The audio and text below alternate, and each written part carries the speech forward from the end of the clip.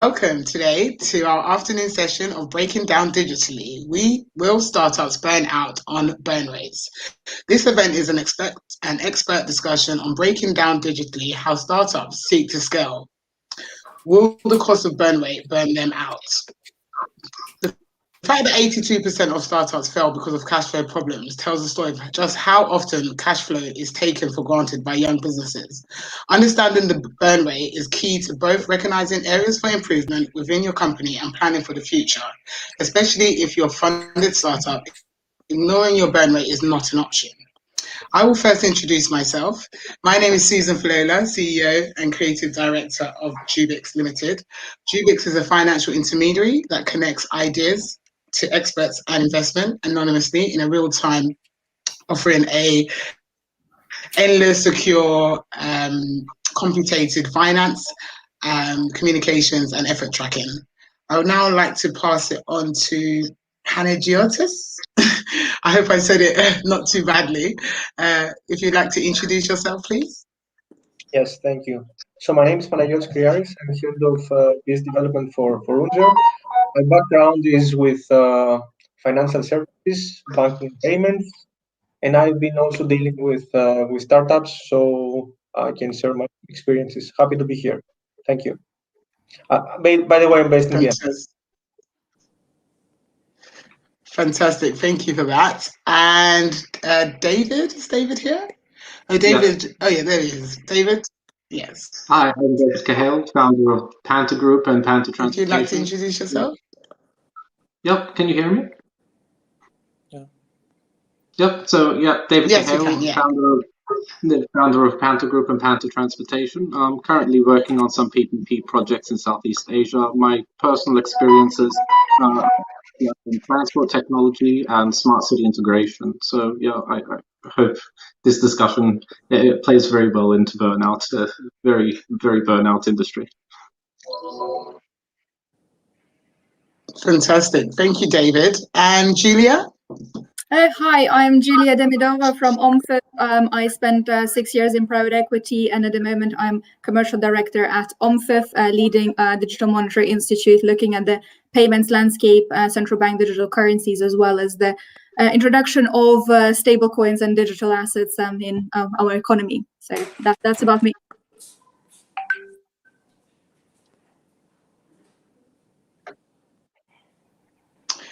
Fantastic. Thank you. Where are you there? I think you need to take yourself off mute. I think you're on mute. Yes, hi, good morning. Frank here from San Francisco. I'm a financial advisor with a background in tech, watching tech startups of all sizes come to fruition and making that connection between personal finance and business finance. Fantastic. Thank you, Greta. And Chidoze, if you'd like to introduce yourself, please. Hi guys, Chidoze has founder of CheckerPay. We are building some form of bank for financial institution for educational and higher education institutions here in the UK, which we're hoping to roll out. Before then, I was heavily involved in working with startups at Barclays Rise. And working with them on those propositions and pushing it on to our main production environments, and also looking for ones that we could invest in, which was very, very interesting. Getting proposition and matching that with our investment needs as well. It's quite interesting. I'm glad to be here to contribute to what we are doing. Fantastic. Thank you for that. And Anas? Hello guys, I'm Anas Aitamar from Morocco. I'm an engineering student in Emin School of Industrial Management. I work also as a junior consultant at Geared Solution. They deliver e-learning solutions for university, and my focus or attention is about statistical learning and graph theory in general. Thanks. Thank you very much, Anas. And Lana, because she's allowed me to shorten her name so that I can ease off her pronunciation. Thank you. Lana. Hi, hello everyone. I'm Svetlana or Lana Hoffman. easily known. I'm an independent advisor, work with startups or scale-ups as an advisor, but I won't reject any larger corporations if they have anything that I might know that they need from me. I'm predominantly in payments. However, I've been working in 4 different industries, from humanitarian aid industries and working for World Program Food and a UNHCR, all the way through government and environment protection. And my sweetest spot is payments and technology.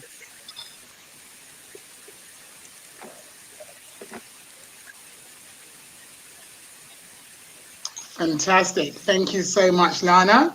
And last but not least, Rob. Yeah, hi, Rob Kerner I'm the CEO of Panagiotist based outside London. My career is kind of 3 different pieces. I'm from the US, as you can probably guess. I spent my first 10 years in the military flying fighter pilot jets, so that was fun. The next 25 years I spent working partly in large corporates, 3 large corporates, HP, RBS, and John Deere, doing everything from financial analysis to strategy to innovation. And I've worked in about 6 tech startups now, all different roles, from CEO, ops, finance, sort of every role in different startups. So hopefully I can add something today. Fantastic. Thank you for all your introductions. So we're going to make a start today. So let's start with our first question. And let's have Anes and Panagiotist first come in with the answers. So why are burn rates so high? How can burn rates affect startup scalability? And how do we control these rates? So it's a combination of 3 in 1. So if we could start off with Anes, and then Panagiotist, if you could come in. Anes? You're on mute. Yeah, sorry. So my point of view about this question is that usually, startups start as self-funded startups, so they bootstrap their way into growth. And so you have these startups have their MVP. They can control their environment, so they live in this controlled environment, and so they have their personal funds, and eventually some earning from their clients. So they use their funds to grow. So all of this is in a controllable environment. You know how each dollar that you consume is transformed into profit, or contribute to your growth, or to your strategy for scale. But this feeling of control push you to take funds. So you think that you have the control on your transformation of expense into profit. So you think that if you add more fuel to your expense or to your cost, this will propagate linearly on your profit. But I think that with more money, more money can be hurtful. So with more money, we can have more expense, and that's our case. Like when I started with my friends startup, we have the idea of making a tool to help improve the communication between schools and the parents. So we have this idea, and we have an MVP. We can have a profit, but after that we have starting to take funds, and these funds pushed us to add more features, or to add more features to our solution, so we can capture more market shares. And this shift in our objectives made us slowed us down more, that it helped us accelerate our growth. So I think that when you have funds, and you have funds, it can accelerate you, but it doesn't mean that it will make you better. So I think that having more funds can shift your objective, and so you can lose your efficiency, and thus have a high burn rate.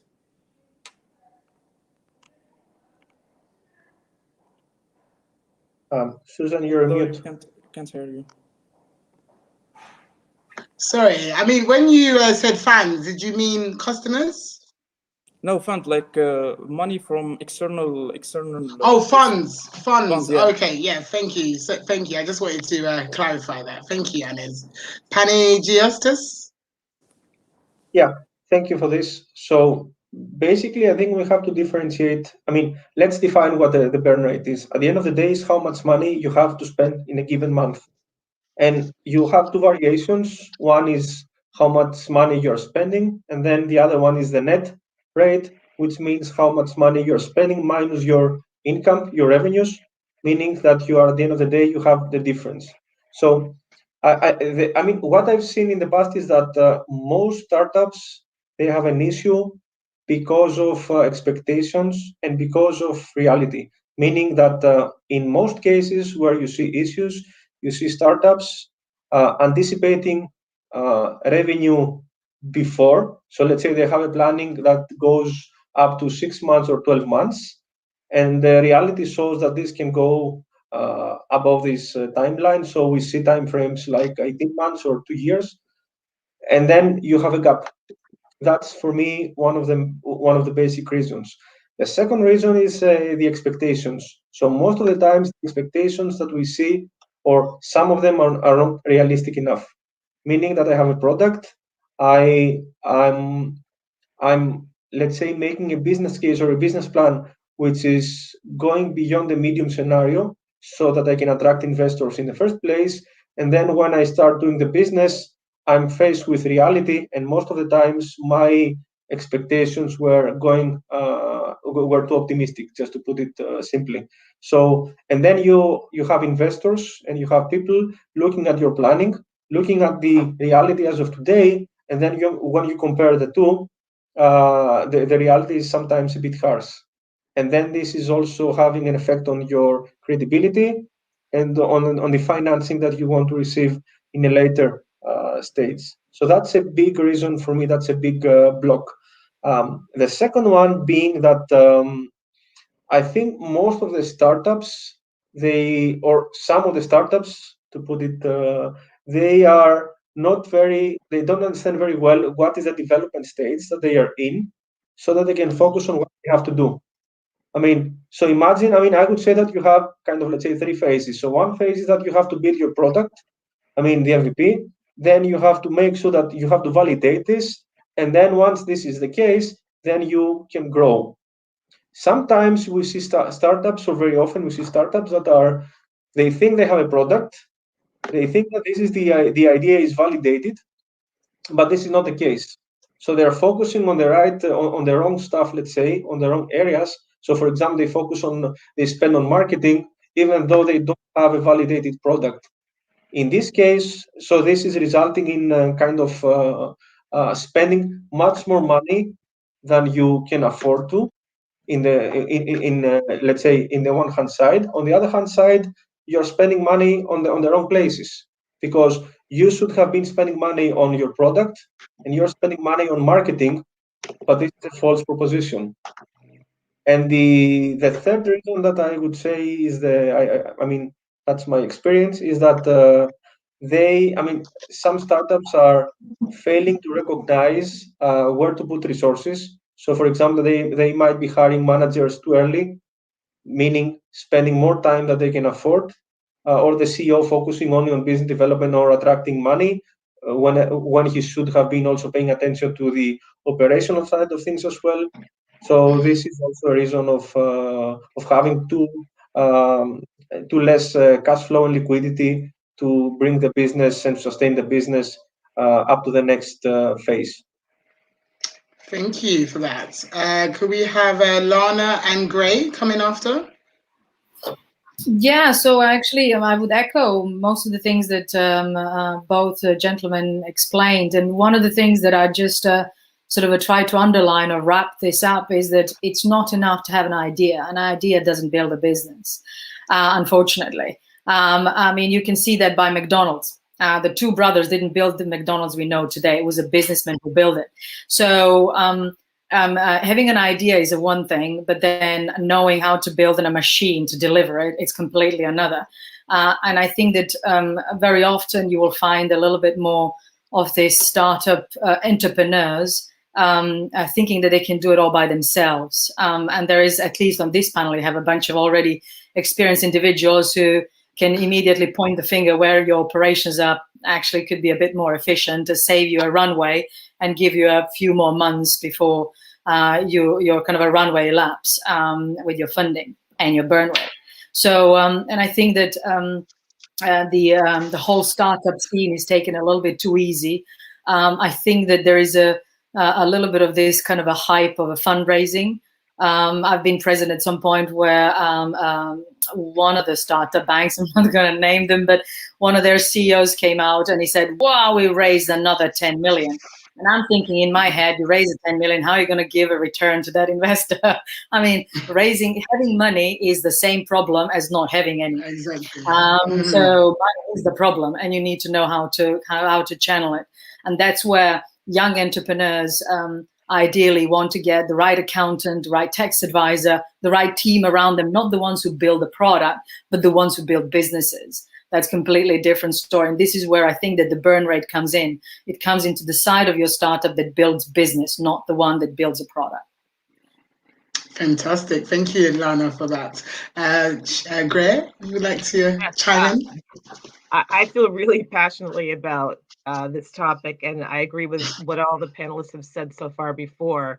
One thing I've seen time and time again is that the people that create the startups have a product that they think is their baby, and their baby is beautiful, and their baby is perfect, and their baby only needs limited resources for marketing and sales. It will sell itself.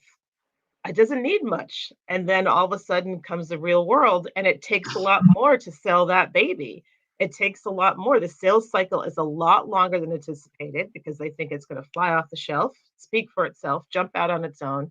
And all of a sudden, the burn rate completely goes out of proportion or out of whack because they're spending more resources to get the product, not just to market, but to get the product in the consumer's hands, especially if it's something that's new. And it takes a lot longer for a proof of concept and to have the right first customers that give a lot of validity. It takes longer than anybody anticipates, and it takes more money and more resources to actually put the product into the hands of the customers because of the sales and marketing side. Thank you, Greer. Chidozie and Rob, if we could have your expertise on this question. Chidozie and Rob, are you there? I'm mute. Apologies. I think you need to take it. I muted myself. Apologies. Yeah, these are fantastic views that have been shared here, and I don't think I disagree with any of these. But one key thing I wanted to highlight there is that unfortunately we live in an era of enormous information. So many things are changing so fast.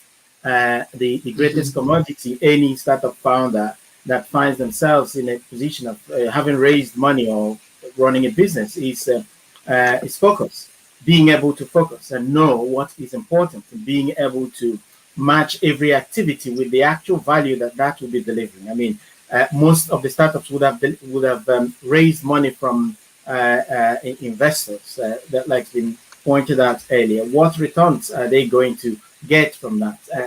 So when we have that at the front of our minds, it then pushes us to make sure that we're not just looking at the fancy activities. It might be fancy, it might be good, it might be a good thing to do, but being able to have a roadmap and the discipline and focus to follow through with that roadmap until value is created. Because for each round of funding that you're raising, you have set out a certain outcome, a certain value you should have built into the business by the time you run out of that money. If that is not strictly followed, and the business gets deviated from the direction of business gets deviated from the actual value creation, the actual product roadmap that's been agreed at the start of that round, then you find that money is going to get spent. I mean, if whether you are doing the right thing or not, there isn't any there isn't any product or service that you want to support your startup that you will not find someone to take away the money. If you look around, you find, you get those things. But which of those ones will actually add value? That is where that money should be spent on, in order to preserve the money that you have, the product roadmap as well that you're going to that you walk into, and also it helps to build your credibility as a business founder in the industry that you're in. Thank you very much, Lizzie. Before I hand it over to Rob, actually, I want to bring David in because I know the second question is actually pointed at Rob. So if I could bring David and then Rob could come in after, and you can touch on both questions. Thank you, Rob. Thanks, Susan. David? So essentially, startups, start off with seed funding, and you start off with a very limited amount of money. It's usually from an angel investor who believes in you, believes in your product, and you probably know them personally. They're probably a family friend, a high net worth individual you probably know from a previous project or from a workplace. And so essentially starting off with such limited amount of money, especially for someone who starts up a new business, they kind of go in very, very encouraged. They're filled with energy and they're ready to, like it was said previously, it's their baby. They believe in their product immensely. And so essentially sometimes these people can, just spend that money just really quickly and you just lose your seed funding really fast. And it's because it comes down to usually inexperienced with finance.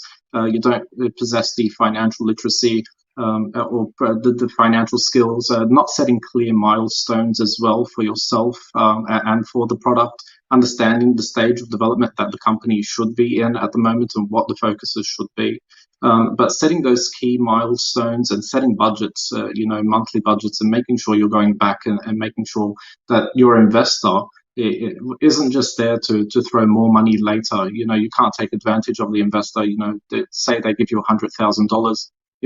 Don't take advantage of the $100,000 and spend it, within a month and then hope, nothing's come of it. He's going to throw in another 100,000. So it just doesn't work that way. You've got to have that financial literacy. You've got to have that dedication, and you've got to have that discipline as well, the financial discipline to actually to achieve those. Fantastic. Thank you very much, David. So I'm going to ask my other question, but obviously, Rob, you can answer both if you wish. So how do startups balance spending between revenue generating and delivery activities as they grow? So I think they kind of gel with one another. So Rob? Yeah, no, I think that's a great question. And I try to simplify it over my career as sort of saying you either have a sales problem or a delivery problem. And you basically, it tends to flip-flop as you start to grow. And I think knowing what cycle you're in helps just that little, there's nothing worse than joining a company and seeing a bunch of people sitting around waiting for the sales to come in. So I personally would rather have a delivery problem and be able to hiring people and putting people in. But I think you touched on earlier, people overbuilding the product in the beginning and, realizing they need to get some sales going, right? So sort of be careful. I think, to me, I look at also kind of a lot of startups don't have a risk framework in their head, and they get really caught up in sort of, someone mentions GDPR and, oh my gosh, we should really look at that. And then all of a sudden they're calling lawyers and you're thinking, okay, just stop a second, right? What's the chance of this really happening? If you just take a simple risk frame, what's the likelihood it's going to happen and what's the impact going to be? Really, governments are going to go after Google. They're not going to go after a startup. So I think it's over investing in times and not really trying to think about what the actual risk to the business is as you're growing, and sort of putting the right things in place. There is obviously, I think, we've mentioned about the positive side, opportunities, and people are obsessed with opportunities. There's always opportunities coming, but as a CEO of a smaller company, I think you need to think about what the risk to the business is, and you're mitigating that risk at the right level. And can you also just put a process in place that might just hold you over for 6 months, and then you're going to put another piece in, so you save yourself 6 months of cash. So I think that kind of idea of risk framework is quite useful, and most people don't have it, basically. Fantastic. I know this question is not in our agenda, but in terms of like people moving towards a decentralized structure, and we've heard of all these, quotes or whatever in terms of, the way that people are moving digitally. In terms of the regulatory requirements to move into that, scope, how do you think that people are going to actually be able to raise the scale of funds needed to be able to cover the regulatory requirements from a digital perspective? Maybe I could get Gray in here, and Chidozie and David, and then Anez, if you could come in after. That's a really good question. And I think in some ways, especially depending on the size of the company, they can make it really easy by using technology that's already been proven and that has already gone through the paces and meets all of the security and the regulatory measures. I mean, that's what I would suggest. Make it a lot easier for yourself.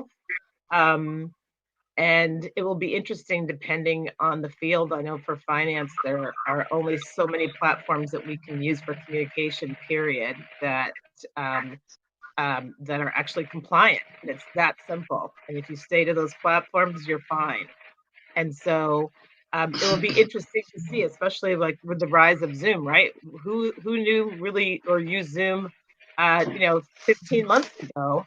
And now it's like on the tip of everybody's tongue, from 5-year-olds to 80-year-olds. So it's a really good question, and we'll see. But my suggestion would be go with what's already proven, and what the leaders that have a lot to lose, to Rob's point, because they are the ones that are going to be could be potential targets of the government, not the little companies, but go with what they've already approved, and then that would be the safest bet.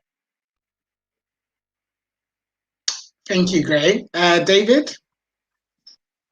Yeah, I'm going to echo that actually by saying, don't reinvent the wheel. Use what has been, what's actually worked in the past. Use those platforms that are there, for you. Don't just go out and try and reinvent something, and even say you're creating a brand new idea. Sometimes, there's 7 billion people in the world. Someone's going to come across a product or something that, is quite similar to what you've created, and just trying to sell something that, something already exists, or even build on top of your platform, or using new technologies, or try to develop a new technology for something that's already out there, and you could have just very easily and cheaply actually used the existing technology to kind of scale up your production as well. So there's no need to reinvent the wheel when something's already there for you. Thank you, David. Anez? I think Oh, that after Anez, if we could have Julia come in after. Sorry, go Anez.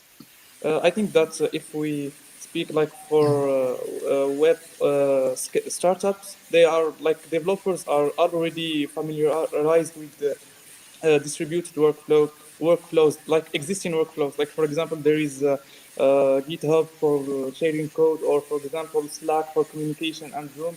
So if you can stick with this already existing solution, it could be good for like this new era of remote in general.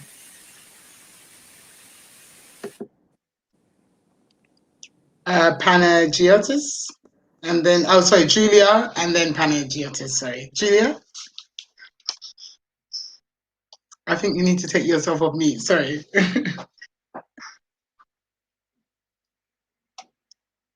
You're still on mute. Oops, let me take you off mute. There we are. There you are. Yeah, for some reason I couldn't take myself off mute, but just, of course, I second everything that was said so far. I think, with regulatory, there are quite a lot of hurdles. It really depends on the sector you're operating in. And I think, Svetlana, you probably know this better than, everyone else in the payment space. There are quite a lot of hurdles, especially with introduction of stable coins and digital assets. Of course, US is far ahead of us here in Europe. They are regulating stable coins.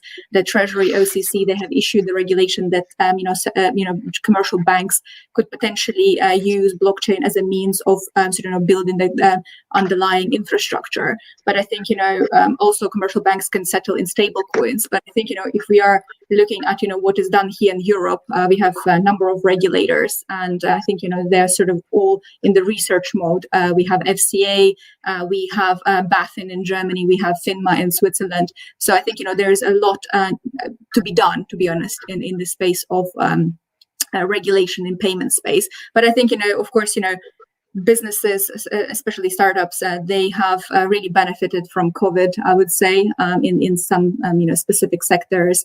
I think social media platforms, they are kind of benefiting the most from it. But I think still there needs to be a lot done on the regulatory side, on the privacy, security, anonymity, because I think everyone talks about Clubhouse, but I think the major I would say downside of that, there's no privacy or there's no anonymity. And if you join the app and you decline for the app to access your contact details, then you're trapped in a sort of bubble that you can't invite anyone. So there is a big question over privacy and anonymity in this space, and that of course needs to be regulated further by our regulators. That's all from me. Thank you, Julia. Could we have a Panagiotist, and then if Lana wants to come in? Yeah, thank you. What I would add is that, it's not different from what the previous people have mentioned. So I think that it makes sense for businesses and startups to focus on their products and what the business is. I think that the technology today is available to solve most of the regulatory issues. I think, as Rob was mentioning before, that you also have to take into account the risk perspective. So how much, you should not overreact and in terms of strategy and what needs to be done. I think that's basic. And unless you want to solve a problem that is connected to the regulation, I'm sure this is a different story, but I'm sure that you are going to find a credible solution, at least to start with, have it working. And then if you feel that you need to replace this down the road, then you also will have the opportunity. But this should not be the focus at the beginning, because let's say that this is becoming an issue and is taking on resources that should otherwise be focusing on sustaining the business and growing. So that's my feedback on this one. Fantastic. Thank you for that. Lana? Well, essentially, it's just we're very hard to add anything because everything is covered in the previous answers, and everything is absolutely valid. So I can just concur and agree with all the statements made, because they totally make sense. And just add that every single startup or a solution is built with a certain level of, I'm sure, emotions, because you want to change the world, you want to disrupt because you think it's wrong or you think you know it better. And I guess that going back to that first baby reference made, it's like I'm the one who's going, this is kind of the best idea ever. And then knowing the implications of that, because even today I'm going to solve a problem, but by solving one problem, I'm going to create 101 around it. So it's not just delivering a product or a solution. You think it's going to solve something, but now Julia probably knows now cryptocurrency was and a blockchain was an amazing idea, and look at now, it's a headache for a lot of governments around the world. So every time when you deliver something, I guess you need to know actually the good and bad sides of your solution in a way, and being focused actually what company you want to be. By what you want to be, then when you work your way backwards and structure your sort of a business backwards, then you know how you're going to have a better idea how and where to spend your money, and then help you that runway for your burn rate to last as long as it needs to in order to deliver a solution or build a business. Thank you, Leonard. Julia, did you want to feedback on that, or? Yeah, I think everything is said. I think everything is clear what needs to be done in this space. I think a lot of people, of course, at the moment. Well, this is sort of my job is to talk about the issues within crypto assets and central bank digital currencies. A lot of people mistake that crypto assets are means of payment somehow. I think if central banks were to issue some digital money, that would have nothing to do with crypto assets and cryptocurrencies that we see at the moment. I think crypto assets are just sort of for speculative reasons out there. So we would never talk sort of about crypto assets when we talk about digital money here at OMFIF. So that's all for me. Thank you, Julia. Chidoze, did you want to add something there? Yeah, I mean, brilliant views have been shared here. But the other aspect that I would like to add is that aspect of education. It's very good to have processes. It's very good to have systems that are compliant. But in most cases, these regulations, they change often, and the whole systems and the processes and things you have may not necessarily be the only solution. You need to incorporate that education so that everybody that's working in that organization understands what's required.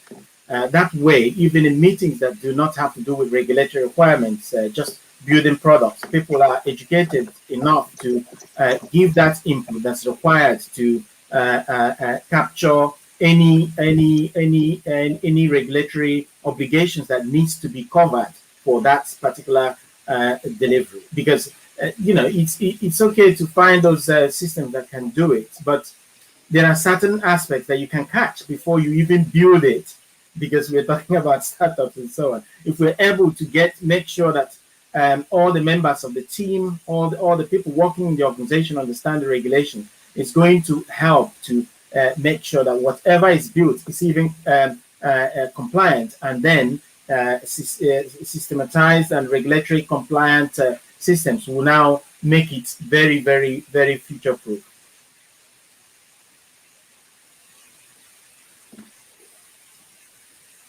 Thank you, Chidoze.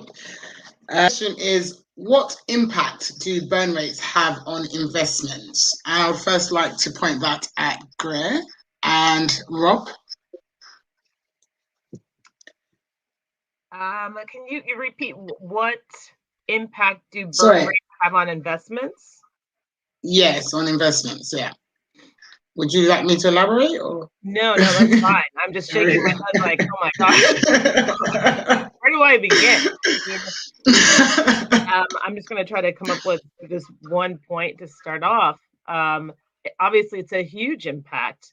If companies are not focused and they don't have the proper budget and the proper financial background, that's why I'm always a big proponent of making sure that especially the founding members have their personal finances in order and understand the basics of the different levels of financial security and securing the company and et cetera, things can get out of hand really quickly.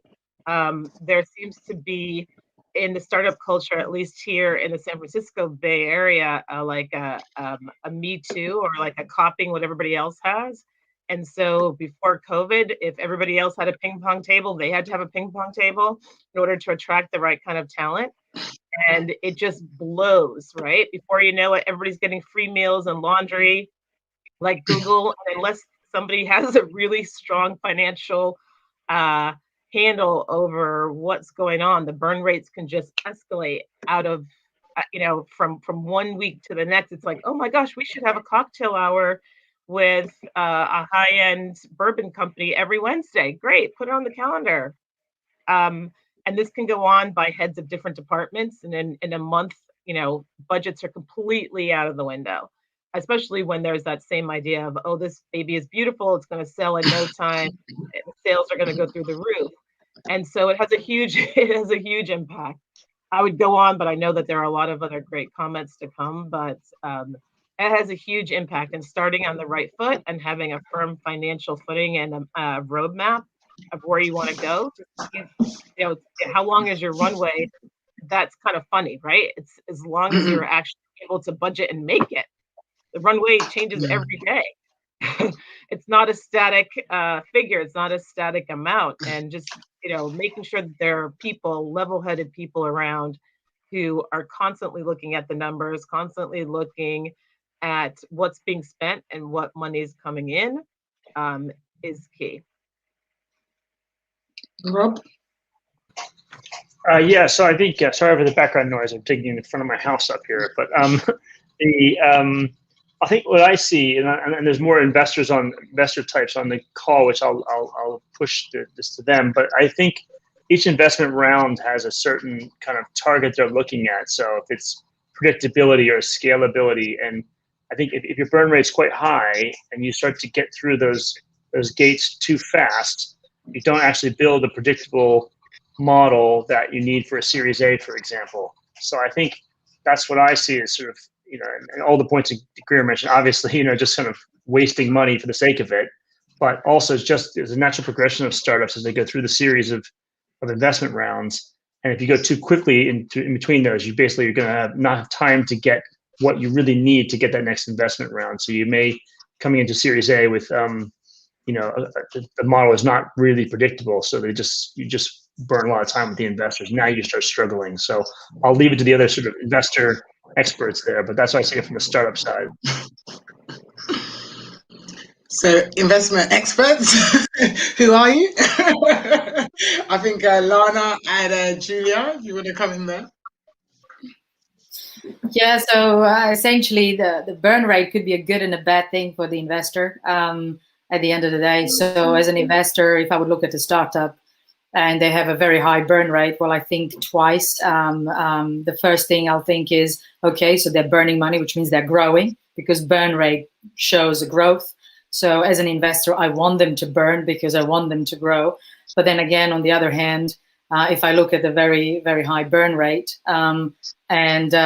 if I could see where the money is spent, and if it's not really marketing and getting sales, and we will think about the development later, as Rob would say, then I would actually put a bit of a break there and reconsider.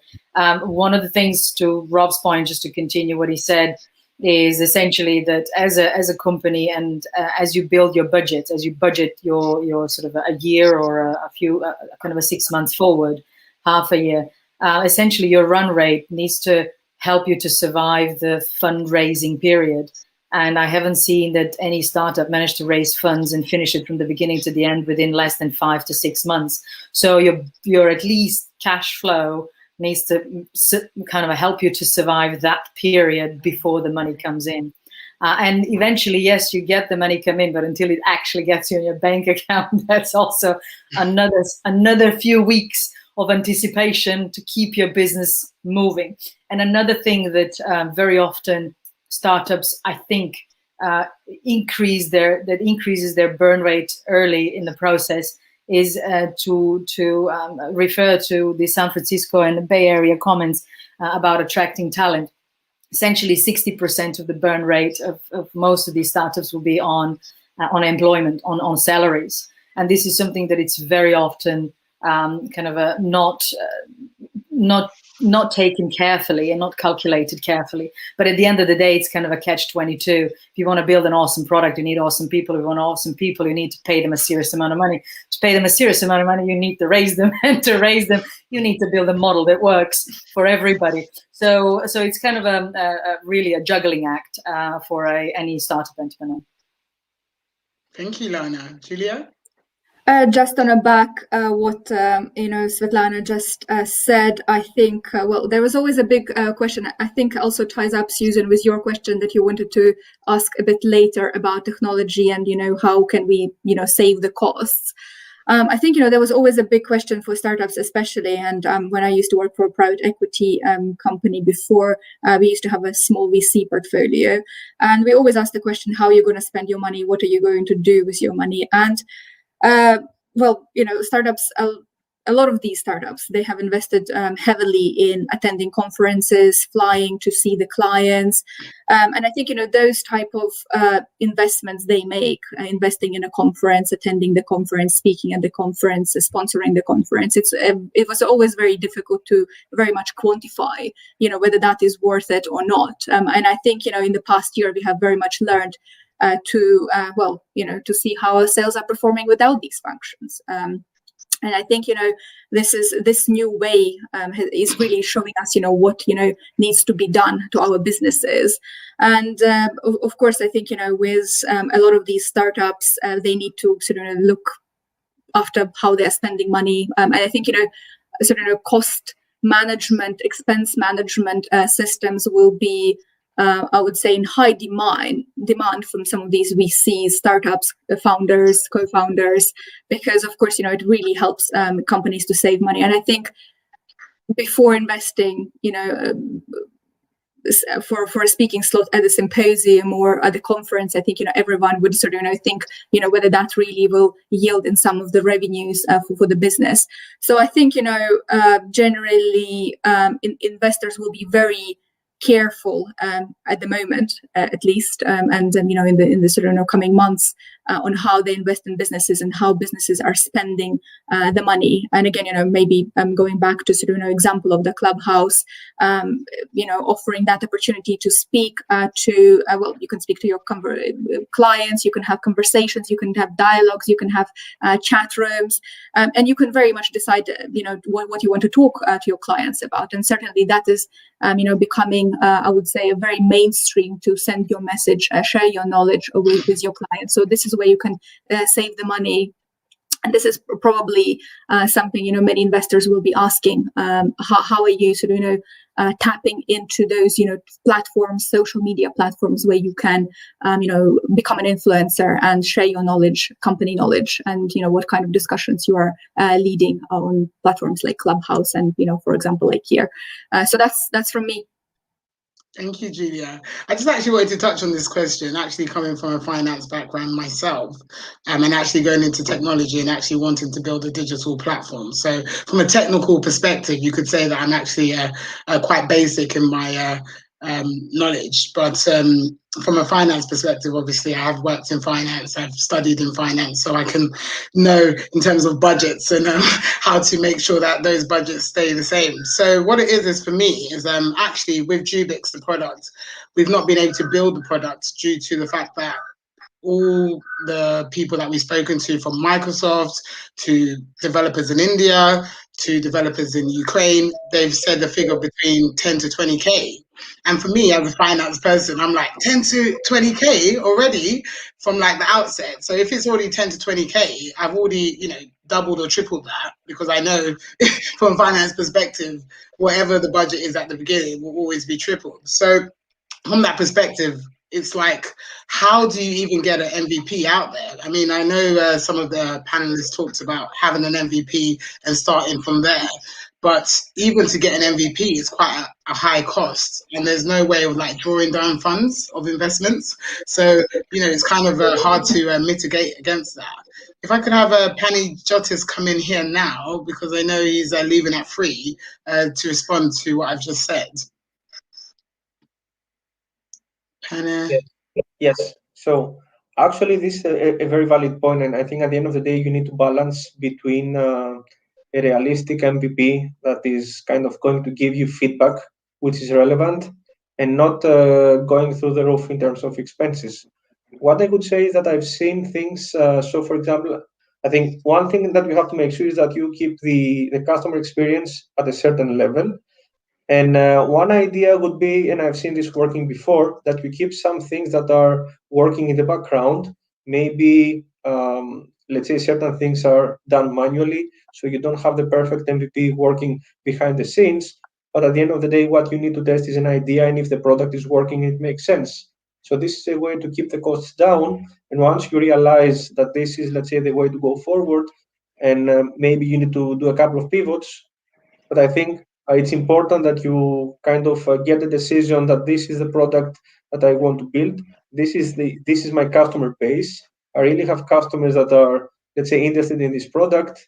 So you have to, on the one hand side, as you mentioned, you have to make a couple of sacrifices in terms of budget and in terms of how many resources you need to put on a specific idea. But you also have to take into account that you need to pivot at least, I don't know, twice or 3 times. That's for sure. So whatever you build at the beginning, be prepared to pivot and be prepared to make changes. And I think we have all seen startups that have started, let's say, from one end, and they have gone to the very opposite idea, because in the process they saw that, okay, this idea is not working, but in the process they have kind of identified a different idea, and then they have switched completely everything onto the other side.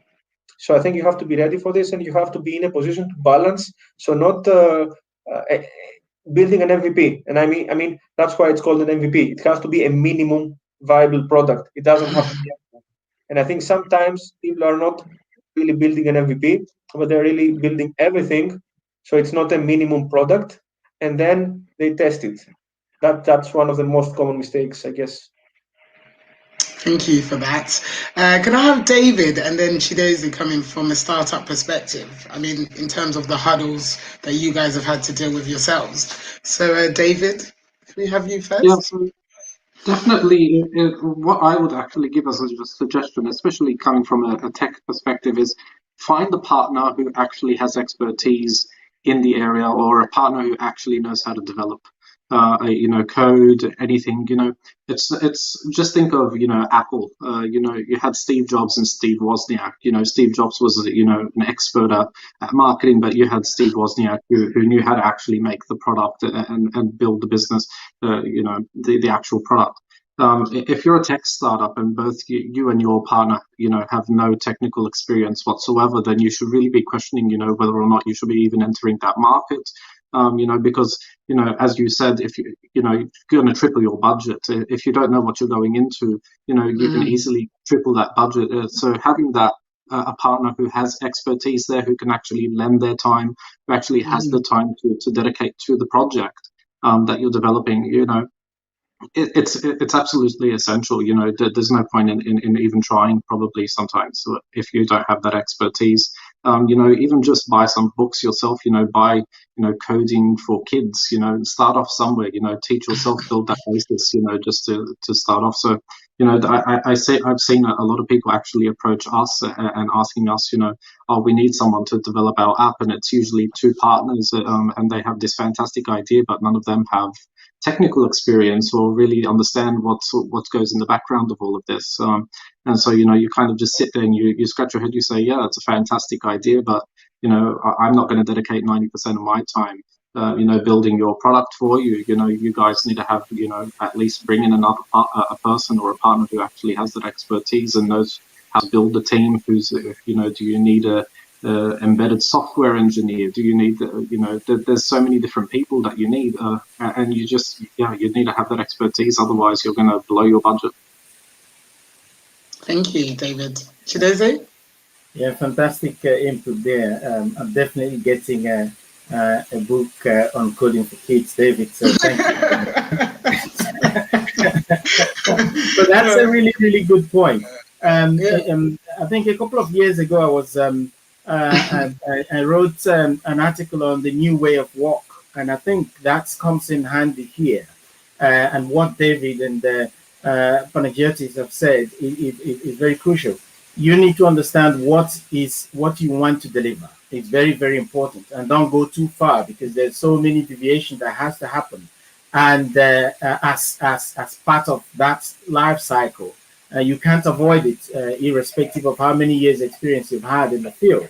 And knowing exactly what needs to be delivered enables you to then be able to pass all the work out. That's what that article was about. If you understand exactly what you need to deliver, most organizations that are really, really saving a lot of money are using this formula, where they look at the piece of work that needs to be completed, they understand it clearly, so they're able to go to platforms like Upwork, hire someone who can do it for a certain number of hours. That way, you save that money that you're going to lose on actually getting somebody in full time. And you don't spend the money until you're satisfied. That's another thing. That's a buffer there to safeguard the money that you're investing there. Most of the people there, they want to keep working for you, and the cost cannot be compared to what you would pay for someone who you will have to give an employment contract. You will have to make a provision for where they sit, buy equipment, and so on and so forth.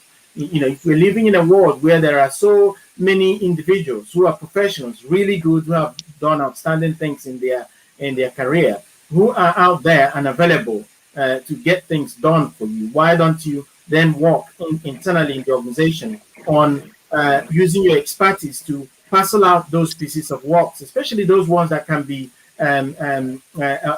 outsourced, to push those ones out to people who can do it. That way you save a lot of money. And then because you have the expertise, you'll be able to assess whether the work that you've asked to be done has been completed or not. So that brings to fore again the importance of understanding coding and understanding the technical aspect of what you're building, because that's the only way you can confirm that work has been done and completed. And that way you save a lot of money and not burn out. That's it. Thank you. Thank you, Zudaziz, for relating it back to the title, Burnout, for startups. Panagiotist did obviously tell me prior to our starting the session that you'd have to leave at 3 o'clock. So thank you, Panagiotist. I know you had to leave. Thank you for your contributions.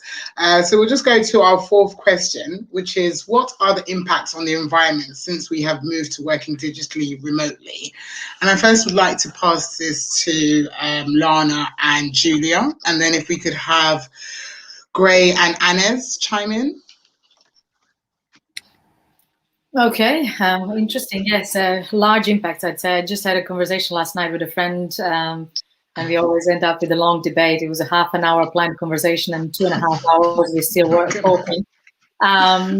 But that's when these debates come up and these subjects come up, and what's the impact. I think from the environmental protection perspective, to an extent, it was a good thing. One would say, yeah, well, the amount of non-movements we've made, the environment started recovering. But then again, on the other side, you can look at it also a bit carefully, and I'm just worried how many masks are going to end up in the ocean. As a open water diver, I'm really kind of concerned about that. But then from the work environment perspective, again, I would look at it positive. I mean, from the equality perspective, if I'm a woman who's entering a boardroom, I'm 1.59 meters high, so I need high heels to be noticed. So when I walk in a boardroom, I'm always the shortest one. But now, because we are all kind of joining the boardrooms online, I'm the equal size with everyone. So that's the kind of the first good thing, at least from my side, when it comes to the kind of working from home and the impact on the general environment. It's like a working environment. The downside, though, is that again, all this kind of a working from home increases the amount of screen time. So before, my screen time would be limited to a certain number of hours, which are working hours, but then my social life will be different. But I think especially the past year and of a COVID lockdown, my personal life became a screen time as well. So beside the fact that I'm meeting colleagues and friends and colleagues actually to work throughout the working day, then I'm meeting family and friends for a social time. So, and as a social being, we do want to socialize. So we need that. So that kind of an increase of the screen time is not really healthy, and people are struggling mentally, being lonely, and just the only access to the world is a screen. So I think that, again, going back to your question, the impact to the environment, I would say that there was a lady, her name is Gala Bošković. I love her very much, very big promoter of startups and used to work for a startup bootcamp. And she made a comment at one point on one of my panels. She said, everything in moderation, including moderation. So, and this is the thing, if you balance things out in the right way, I think that it's good to have a freedom to work from home. But at the same time, it's good to actually have a freedom to choose to socialize, because sometimes that physical and non-verbal communication, I mean, you don't see my hands, I'm waving all the time under the table, but that non-verbal communication is very important. Yeah. That physical kind of a presence is still important. And I think it should not, as human beings, if you want to stay as we are, I guess it should never go away. Thank you, Lana. Julia? Yeah, I second everything Svetlana said. I think, some wise words there. I think a lot has generally changed in the past year. And I think, coronavirus has really changed our lives. We are now at a very interesting junction, I would say. New and accelerating trends such as working from home, changing, healthcare process, and of course, industry overall as well. and adoption to new technologies that, of course, affects our lives as well. And I think, those trends will really stick around. And I think, we heard in the past year, especially, we heard a lot about impact investments and environmental, social, and sort of governance considerations. And they really mean different things to everyone. And I think, ESG issues are becoming sort of more important to long-term investors as well. And I think, at OMFIF, we have launched last year Sustainable Policy Institute, which focuses on the high-level community, and is very much designed to meet the policy, regulatory, and investment challenges very much posed by the environmental, social, and governance factors. I think, overall, there are several environmental benefits of working remotely, and I think, of course, that goes from power consumption and using less plastic. We are not really drinking, coffees out of the plastic cups at the moment. And I think, also, significant, cuts to using paper. We don't print as much at the moment. And of course, also, improving their air quality here in London, especially, I think. And of course, fewer emissions. I think, that is, changing how we living and consuming. I think, that's the big improvements. And I think for generally for all of us, we will be definitely reviewing on how we are processing, consuming things. And I think that's those trends will stick around for a really long time. And I think of course, running Digital Monetary Institute at OMFIF, which is my responsibility, introduction of, digital money by central banks, just, reimagining on how the world would be if we didn't have the physical cash, and if it all was digital, how the world would change, really. So I think, some of these trends, of course, will stay for a while there, and I think investors will be seeking more environmentally friendly opportunities, and they will definitely consider ESG factors as the main factors for investing in some of these venture capital startups. So I think that's the view from me. I would just like to pop a question in there. So now that there's a lot more people working remotely. So in terms of infrastructures, do you think that there's going to be a lot of buildings that are going to be taken down, obviously going forward, because there's been no need? Yes, I think I think it goes actually back to the previous question we had about cost cutting and on how startups investing their money. I think commercial real estate definitely I would say is well, it's not the future for the startups. I think the incubators and working in WeWork offices is the future for the startup community. And I think generally startups, they don't need expensive offices in London, do they? So I think we are definitely in for a new trend. More working from home. Even I work for OMFIF, and even we were told that a few days a week we will be still working from home. That will be optional, and we could definitely do that if we wanted to do so. So I think yes, that is changing, and I think we don't really need big offices, and they certainly don't need to be somewhere in Mayfair. So I think definitely it's the changes in how we consume even office environment is going to change completely for us. But maybe anyone else has something to say. Fantastic. Can we have Anas? Do you want to touch on this? I know you said you preferred the first questions, but yes, I think that the idea of switching to working remotely, it's like there is a lot of companies, like big one and also small one, like startups, that are switching to working remotely. And it's a good thing. Like for the perspective of a owner of a startup, it's a good solution to lower your expense, like rent and other costs.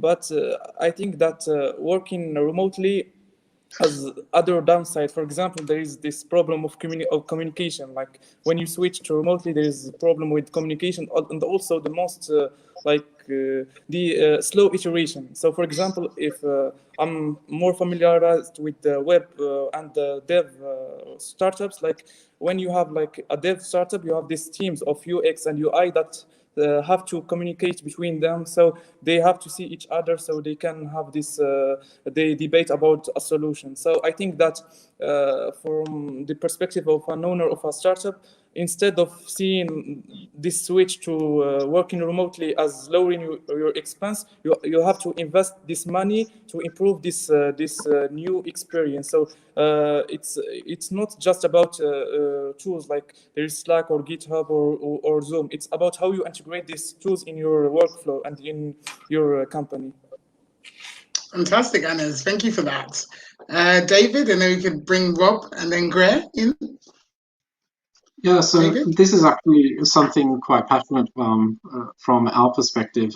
We focus on public transportation, and transportation is one of the leading, consumers of fossil fuel energy in the world. And, a lot of people use public transportation, personal vehicles every single day to get to work or to go shopping or to go to school. And so moving everything remotely, working from school, doing school from home, working from home, has really had a positive impact on the environment, but it's had some detrimental effects also, on different sustainability metrics. We've seen a decline in corruption. We've seen a decline in human rights. We've fallen back, I think, about 10 or 15 years in some areas there, according to the United Nations Global Compact.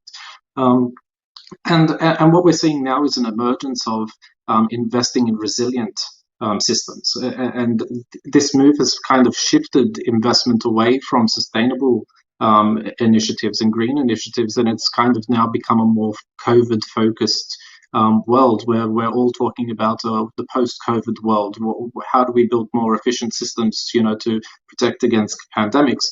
And it's been moving, a lot of the investment that we once had, towards solar energy, electric vehicles, and all these other things. But now with this kind of global restart, there's some optimism that we actually may move into more electric vehicles. Unfortunately, businesses have had to shut down, and a lot of transport operators have been hit extremely hard because of the pandemic. But that's given also a new opportunity for them to actually remodel their businesses and introduce new sustainable methods of operations. It's incredible what's happened to the environment, but it's also had its detriments, elsewhere. But yeah, definitely working from home, it has its toll also mentally. So, it's hard to get to, public services as well. So there's a lot of people with disabilities, how do you know which bus to get onto? Is it going to be crowded? Do you have to fear for your own safety sometimes? Just to go, to your local public service. So, a lot of people have lost accessibility to these services as well. So it's moving things in the right direction, I think, in the long run, where things may become digitalized, centralized systems, and databases can work interoperably so that we can actually improve accessibility between these public services to people. So really, there's a positive that's going to come out of that, but a lot of industries have actually been hit hard. And I hope that we do see that the shift in investment come back to sustainable development in the future. Thank you, David. Can we have Rob, then Greer, and then Chidozie? Sure. I just wanted to build on Anas had mentioned about the new tools that are out there that we're familiar with, but how to use them. And I think this is what's happening now. The longer this goes on, the more people are finding ways to do there was things you couldn't do. So interviewing people, things you always had to do face to face. And just two examples in the last week I've seen. I was hiring some interns from a local university in London, and they're always amazing. So I mean, there's no way to tell them that they can't do the job, but we're going to ask them to do. But really what we want to see is what their personality is. Can we work with them? So I don't need a 2-hour conversation or a coffee. And we just ran the whole thing on Zoom in an hour. And basically we had 3 of my team and three candidates. And we just did breakout rooms. So all 3 of us got to speak to all 3 of them. And it was the most efficient hour out there. And we just realized this is the person we want. And that was it. And another thing I've seen just in the last couple of days is I was talking to a small company, and I wanted to know a bit about the company, and I didn't want to go to the website. I don't want to read some big PowerPoint presentation. It just sent me a few Loom videos, and it was like just them talking about their vision, them talking through the platform. So within basically 40 minutes, I got a lot more than I ever would. So I just think as time goes on, people are learning how to use these free or almost near free tools to replace the things that they would have gone to do and travel into town and do that. So I think that, it's going to be hard to get people back onto the tube and going back into London every day, which is as you've said, is a good thing, right, from an environmental perspective, but it's not a great thing from a social perspective. We're going to be kind of cooped up more into our house all day. But yeah, let's see how it plays out. Okay. Yes, so I see a lot of pluses and minuses, and to the point of real estate, I have no idea. I'm from New York originally, and I still have a decent sized footprint there, and I'm in San Francisco, where I currently work in the Pyramid Transamerica building, a landmark building. My last company was in the Empire State Building in New York, and so real estate is a really big thing here where you are. And right now, people are taking advantage of the opportunity to move out of the city to have more space for homeschooling their children and having an outdoor. I do think that cities are going to come back. I don't know what that's going to look like after the pandemic. I mean, I know that our public transportation systems have taken a hit, so it's not even really a viable option if you want to go anywhere now because the schedules are so off. So that would be a really interesting question for the future. But when we talk about the environment, I was taking my response to another level, and that's the environment for one, companies, like how are they using this time to have a different work environment? Some company cultures demand that you have your face on the screen all the time during Zoom meetings. So instead of being at the office, a water cooler where you actually have to get up and walk to get your water, you're sitting behind your desk all day. So you're talking about screen time and sitting screen time and not getting up. And they're saying that sitting is the new smoking, which I can totally agree. And that's not always realistic. I myself have a 7-year-old who keeps looking at me. There's a chance that you might see her in a minute. She's popped up on other live events. And, how is that environment? How's it affecting my environment at work? And how's it affecting my environment at home?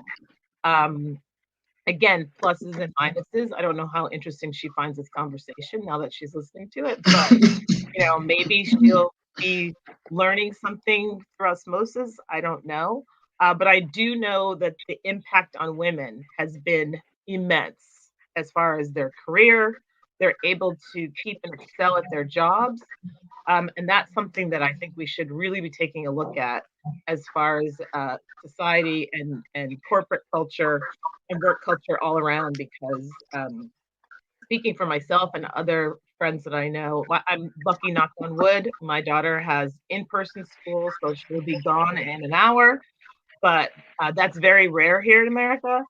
And the impact that it's had on working mothers has just been tremendous. And as we approach the second year, basically we're approaching the second year of this various states of lockdown, we have to really address how we can better serve women and the children to make this work for everybody. Absolutely. I actually just want to touch on that before Chidozie comes in. I actually have 2 children of my own, and there's been times where I'm having a live webinar and she's having her education on the other side. So she's like, "Mommy, shut up! I need to concentrate." So definitely, I do see the effects, even like you said, on mothers, but also on the children. I think actually the children are the most affected. And when we talk about remote working, I think it mostly affects them in terms of interactivity. Because children, that's how they learn and grow, not just by, looking at a computer and learning literature. So also part of their growing is to actually interact with their peers. So I think they are definitely affected by the remote working. Chidozie? Wait, 1 minute. Okay. From one class to the other, and I'm on a live call. It's like, wait, no, wait.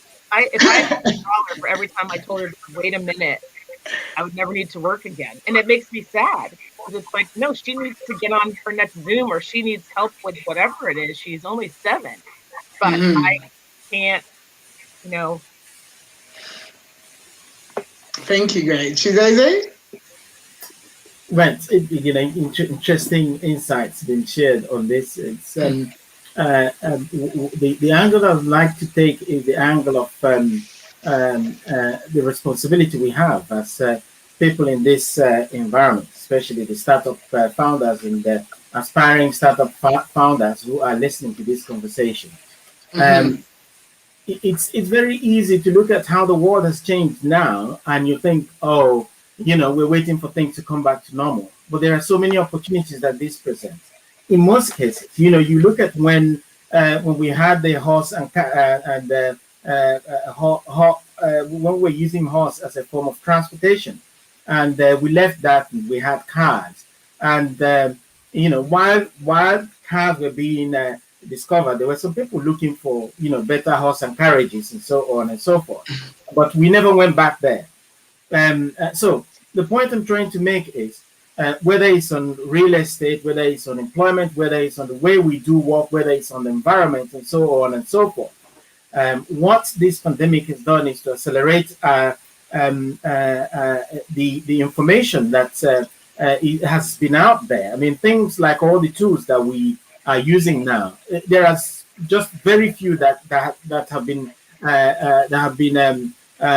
put live in the past 12 months. Most of them have been there. Why have we not been using them? You ask yourself. The same thing happened before the financial crisis of 2008. So many deals. I mean, working in finance before then, and in investment banking, I could see so many products. You wouldn't be able to understand it if you had a deep, if you didn't have deep education and deep understanding of those sort of products. But there were directors and CEOs who allowed that to happen, and it was only going to end in one way. And the point I'm trying to make is that we now have a responsibility to look at things and dream up what the future will look like, assuming things stay the same way. Because who says that in the next 5 years there won't be something else that's disruptive? It may not just be the virus or a health pandemic. It could be something else. If that happens, what will happen? How do we build our businesses? How do we come up with ideas that's going to help build resilient organizations so that when things go wrong, you can switch smoothly into some form of other methods that will enable you to continue to operate as a business.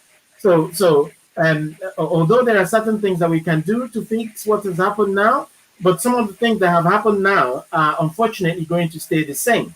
So the task is looking at those things and starting from the point of assuming that the world has changed. And if I found myself in this world the way it is now, how would I reimagine, for example, banking? How would I reimagine jobs? How would I reimagine setting up a business, setting up a team, meetings, and so on and so forth? How would I reimagine that? If we have that, even if we don't have to use it because things came back to normal, at least we have that in our emergency box so that when things change tomorrow, we can quickly switch to that. And that's just going to remove all the risk, most of the risk that we face with these disruptions, which, by the way, is going to continue in the future. Thank you, Jose. We'll now move on to our last but not least question. So we have 5 and 5A. So what technology exists to help keep costs down to startups, i.e. Google Suite versus MS 365, collaboration software, accounting software, CRM, etc.? And I would first like to point that to Rob and David. And then if we could have Anna's and Gray chime in. Yeah, sure. So I think it's great. I mentioned a couple of ones already earlier. I think in general, there's an amazing suite of tools out there that are free or near free. Look at the capability of it. And I'm always on the lookout for something free to try. But it's, I think you mentioned accounting software. I think this is a really underrated one. So people, they always hire a bookkeeper. You think, what the hell do you need a bookkeeper for? You just get an online piece of software. You hook it up to your bank, and it's done. And you can take pictures of the receipts, stuff like that. Those are really wasted funds. And then also you learn how to use the business better. You learn how the business works. So I think there's stuff like that, and I think the other ones really are around collaboration. Obviously, we talked about Slack and these things, and kind of getting your head around how that works and does it work for your teams, and really trying to put some energy into that. I mean, Teams is fantastic as well. So it's just what works for your team, but actually you got to spend some time to set it up properly. That's always people underestimate. So all of a sudden it just becomes a nightmare. All the channels are all over the place and everything's lost. So these free ones are great, but you have to kind of spend a little invest some time in them to get them to work right for your business. I'll let others talk as well. I'm sure they have better ideas, and I'll take notes. Thank you, Rob. David? Yes, there's plenty of websites and platforms that you can actually utilize that save startups a lot of money. They're designed specifically for startups, really, to kind of empower entrepreneurs to go out and actually create something at that low price point. Just off the top of my head, there are a lot of people are design focused, and so there's kind of 99 designs where it's kind of a competition based thing where you put out a post and you'll say what you want, and then you'll have a lot of offers come in. You'll have hundreds of offers come in. They'll give you their price points. Freelancer.com, Upworks, Fiverr. Those have been mentioned in the past. Collaborative software as well is very, very crucial. There's Monday.com and Slack. They work interchangeably together. You can actually set out your Gantt charts and actually create a productive, workflow there and manage your teams. And a lot of these come with, free, they're free, and you just pay, extra for, things if you're quite specialized and you need some specialized, fields there. And then you've also got kind of like AWS, Amazon Web Servers. They actually give out, free credits to companies and startups based on, what they're actually developing. Amazon will actually step back, they'll put you in touch with a salesperson and talk you through your product and see whether or not AWS servers are actually suitable for your business. And sometimes they'll give you up to about $100,000 worth of credits, which is, that's not a small amount of money. That's $100,000 worth of, servers that you can, call on, your developers can actually use. So that's $100,000 saving just by picking up a phone and making a phone call and just speaking to a representative. And then, the final thing that really came in handy with me, especially around, COVID time, especially for a startup who doesn't have, a proper secretary or someone there to take, to transcribe everything for you, is, voice to text and transcription software. They're very helpful now. They're becoming quite advanced. So, there were a couple of Google developers who broke off from Google and started their own. And they can, actually recognize voices and differentiate that and say, okay, speaker one said this, speaker two said this, speaker one responded this. And that comes really in handy. You don't want to actually lose track of what's being said at your meetings, at your annual general meetings. You want to actually keep track of what you're saying to your employees. Make sure you actually have a record there so you can go back and hold, employees and yourself accountable. So yeah, there's plenty of things out there if you just look. So whatever you actually have a need, there's pretty much a free software out there to help you. Fantastic. Thank you for that, David. Actually, before Gray and Chidozie come in, I would like Lana, Gray and Chidozie to actually answer question 5A. And if Anes, you could answer this question that is being pointed now. Thank you, Anes. As they already said, I think that tools like for team collaboration, there is Notion and Slack that they are amazing. And also, like for people like me who love sketching ideas on whiteboard, there is a tool that I really enjoy using it while in lockdown. That's called Excalidraw. It's like you can have like people and start sketching as you are having like a whiteboard. And also the idea of having like AWS services and also Google and Microsoft, they offer like free tiers. So you can, like, if you have an AI startup and you are developing like a machine learning model, so it's a good start. Like it's a good start to have this free tier to develop your models. So That's all. Thank you, Ernest. I just wanted to touch on that. Yeah, so they discussed about AWS, Microsoft Azure, Marketplace. These have existing APIs. So when we talked about startups, obviously trying to, build something from scratch, you can actually build something that has already been tried and tested, and actually have this inputted into your platform. So do definitely check out those services. Now I'd like to go to question 5A, just to finish off this afternoon's session. I know it's Friday and everybody wants to probably pop off. So will startups burn out on burn rates, or can microfinancing facilitate this? So if we could have Lana, Gray, and then Chidoze to finish off.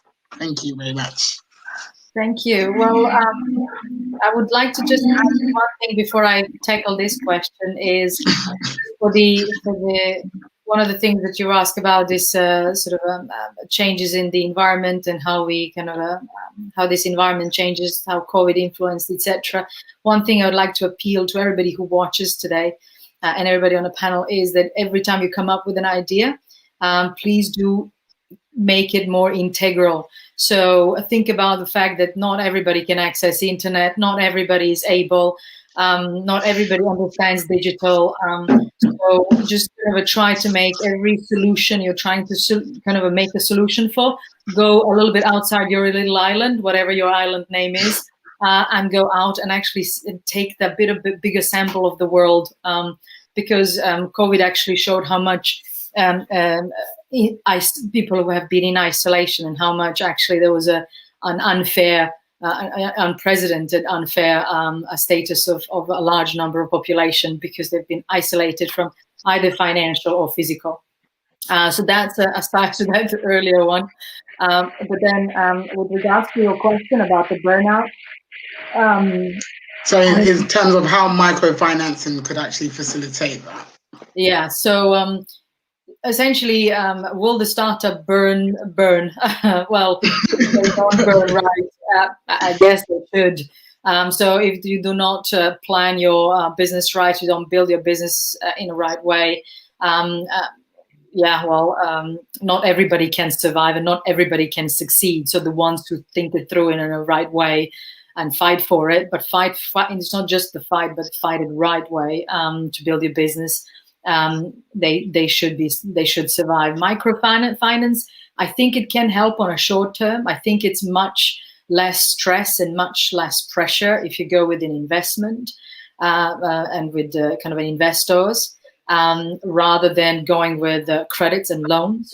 But if your strategy and your risks are taken into consideration, to earlier point that Rob made about managing your financial risks, well, if you manage your financial risks right and you can mitigate the impacts of that financial risk, and that would bridge you to get you where you need to in the next stage of your business. Yes, I mean, Funding Circle is one of the interesting ones that you can tap in to get finances. One of the startups I worked with on properties actually rely a lot on a bridging finance in order to move their property business forward. Yes, it's an expensive way of financing your build and building your property portfolio, but still, without a bridging finance, it's very hard to raise $1 million or $2 million if you need to buy a block or flats or houses. So it depends on what your business is, depends on how rigid you are and how comfortable you are with your risks that you are managing. Then, of course, yes, it can help move the startup from A to B. Thank you, Lana. Great. I'm going to kind of answer both questions a little bit at the same time. The last question, I think it's all about education, right? So whatever tool or product that you use, whether it's free or not, making sure that everybody on the team actually knows how to use it. I see a lot of times people make assumptions because they've worked, I'm going to just use Slack, which everybody pretty much knows now, but because they know it inside and out, the rest of the team does. And you lose a lot of efficiency with anything if everybody's not brought up to speed and has the education to use whatever products and tools that you're going to use or apply for your organization, to make sure that everybody knows how to use them and constantly have updates with education of any kind of new updates that are coming out. Make sure everybody knows what's going on there. And as far as microfinancing, make sure that people have done the education, the due diligence to know what that difference is and what that's going to do, not just to their burn rate, but to the equity of their company. Make sure it's the right solution for them. So it could be a really great short-term fix and a lot easier, but it may have other consequences that they would not have necessarily foreseen in the future. So making sure that you do your due diligence and your education and really know what you're getting into on both ends seems important. Thank you, Gray. Chideze? Fantastic. So what I have to add here is the importance of ensuring that you have a very solid product roadmap. On the one hand, and that you don't just look at your startup as a technology business, a technology project that you're running. It's a business as well. I think Rob has touched on that earlier. If you fail to bring in help that you need or get the education that you need to run a business, then you're definitely going to burn out. And also, if you have a proper roadmap, it's just like finding out why you are doing what you're doing and ensuring that whatever you're spending is linked into that. It comes in handy when you need to raise funds in the future as well, because then you can show how you have planned your product, how you are spending against what you have planned, and build that reputation as you go into the future. Then on the microfinance aspect, like that Lana has mentioned earlier, it's about the type of business that you're running. If you are in real estate, yes, it does work. But then if you're running a startup like in the financial services, then you are looking for a vehicle that's going to help you in the long term to build your business, and not one that will become a burden as you begin to build. And they almost all of them that I know will not offer you any holidays around interest and things like that. And if you've been in the game for a long time, you know that you just want to remove any unnecessary pressure because you have enough. Thank you so much, Chideze. Rob, did you want to say your last comment before we wrap up for today? No, that's fine. That's fine. I'll wrap it up there. Oh, fantastic. Well, thank you so much for our audience today, as well as our speakers. Thank you for your fantastic contributions. And I would just like to obviously put it out there for you all to check out Jubix, www.jubix.com. Basically, everything that we've discussed today is something that we're trying to focus and mitigate the problems that people face. So definitely keep up with the good work that you guys are already doing. And thank you for joining us today. Thank you so much. Thank you so much. Take care. Have a lovely weekend. Take care now. Bye. Bye-bye. Bye. Bye.